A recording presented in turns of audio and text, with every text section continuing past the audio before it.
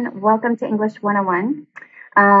I'm going to talk in this video a little bit about your first few assignments that have to do with quoting, paraphrasing, and summarizing, and APA or MLA formatting, depending on. So APA or MLA formatting,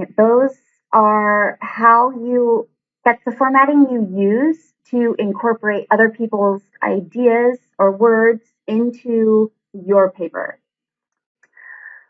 With both APA or MLA, you will be using in-text citations. So those are just citations, usually in parentheses. Sometimes they're called parenthetical citations, to say where you found the information. So like a page number or an author's name. And then you will be using attributive tags. Your book refers to attributive tags as signal phrases. A signal phrase or an attributive tag is something that's written just right in your paper. It's where you say, the author, John Doe, said, blah, blah, blah. That first part, the author, John Doe, said, that is the attributive tag. Then you'll also, with APA and MLA, you'll be making a works cited list or a reference list, and that comes at the end of your text. So sometimes it's called end of text documentation. So go ahead and look in your book, figure out what in-text citations are, what they look like, and then figure out what works cited lists or reference lists look like. And then there are 3 ways that you can incorporate somebody else's language. One of them is with quotations. So quotes are meant to be short.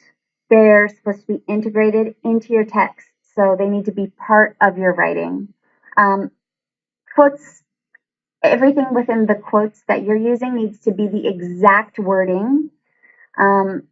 And if you want to change any of that wording, you need to put the changed part in square brackets. Also, you always need to explain how your quote is relevant. So you may want to use a sentence or something after your quote to explain how it relates to your main idea or why it's relevant. Use quotes sparingly, so don't use too many quotations. If you're writing a research paper where you have a lot of sources, use other ways of incorporating other people's ideas, like paraphrases. So a paraphrase just is a restatement of someone else's ideas in your own words. They're usually about the same length as the quote, and paraphrases often present or examine an author's idea in detail. So sometimes you'll have a quote and then a paraphrase of the quote right after the quote. Always make sure to maintain accuracy in your paraphrasing and in your quotations for that matter too.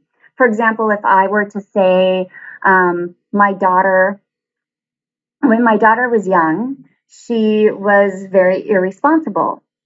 However, she grew up to be quite a successful adult, and she is now a top lawyer in London, something like that. If you just said or wrote in your paper, Lisa Kelly said that her daughter was irresponsible, that is inaccurate. Although I did say that, you were taking it out of context. So make sure that you stick to the gist of your author's meaning. And you must include, with paraphrases, you still need to reference the author with an in-text citation or an attributive tag. So please look at your book. There are some examples of paraphrases in your book, some good and some bad paraphrases. So take a look at those. And the third way that you can incorporate somebody else's ideas or words in your paper is to summarize. And a summarize is basically just a paraphrase. However, it's condensed or shorter. And a summary must include a reference to the author as well. So the assignments that you will be working on, you will basically have three. You have a brief summaries worksheet that's pretty straightforward. If you just read the directions, you have a few paragraphs. You just need to write summaries for each paragraph. The summary just needs to be one sentence.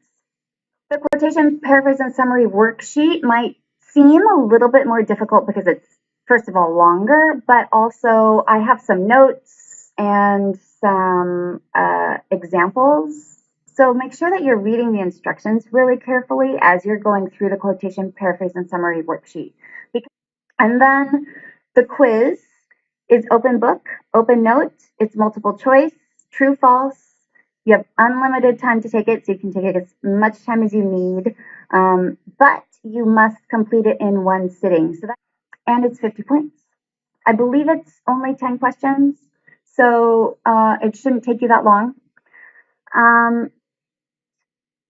And that's all.